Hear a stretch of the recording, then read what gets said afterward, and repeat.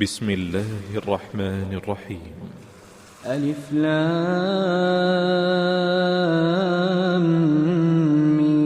ميم.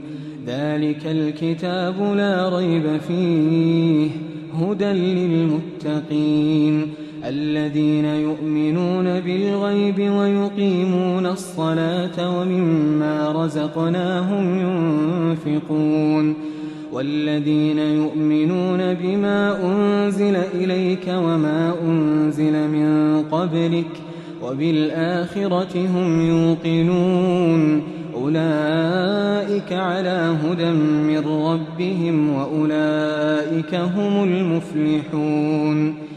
إن الذين كفروا سواء عليهم أأنذرتهم أم لم تنذرهم لا يؤمنون. ختم الله على قلوبهم وعلى سمعهم وعلى أبصارهم غشاوة ولهم عذاب عظيم. ومن الناس من يقول آمنا بالله وباليوم الآخر وما هم بمؤمنين يخادعون الله والذين آمنوا وما يخدعون إلا أنفسهم وما يشعرون. في قلوبهم مرض فزادهم الله مرضا ولهم عذاب أليم بما كانوا يكذبون. وإذا قيل لهم لا تفسدوا في الأرض قالوا إنما نحن مصلحون ألا إنهم هم المفسدون ولكن لا يشعرون. وإذا قيل لهم آمنوا كما آمن الناس قالوا أنؤمن كما آمن السفهاء ألا إنهم هم السفهاء ولكن لا يعلمون. وإذا لقوا الذين آمنوا قالوا آمنا وإذا خلوا إلى شياطينهم قالوا إنا معكم إنما نحن مستهزئون. الله يستهزئ بهم ويمدهم في طغيانهم يعمهون. أولئك الذين اشتروا الضلالة بالهدى فما ربحت تجارتهم وما كانوا مهتدين. مثلهم كمثل الذي استوقد نارا فلما أضاءت ما حوله ذهب الله بنورهم وتركهم في ظلمات لا يبصرون.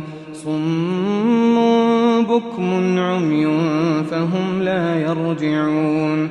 أو كصيب من السماء فيه ظلمات ورعد وبرق يجعلون أصابعهم في آذانهم من الصواعق حذر الموت والله محيط بالكافرين. يكاد البرق يخطف أبصارهم كلما أضاء لهم مشوا فيه وإذا أظلم عليهم قاموا ولو شاء الله لذهب بسمعهم وأبصارهم إن الله علم ما فأخرج به من الثمرات رزقا لكم فلا تجعلوا لله أندادا وأنتم تعلمون. وإن كنتم في ريب مما نزلنا على عبدنا فأتوا بسورة من مثله وادعوا شهداءكم من دون الله تكفرون بالله وكنتم أمواتا فأحياكم ثم يميتكم ثم يحييكم ثم إليه ترجعون. أنت وزوجك الجنة وكلا منها رغدا حيث شئتما ولا تقربا هذه الشجرة فتكونا من الظالمين فأزلهما الشيطان عنها فأخرجهما مما كانا فيه وقلنا اهبطوا بعضكم لبعض عدو ولكم في الأرض مستقر ومتاع إلى حين فتلقى آدم من ربه كلمات فتاب عليه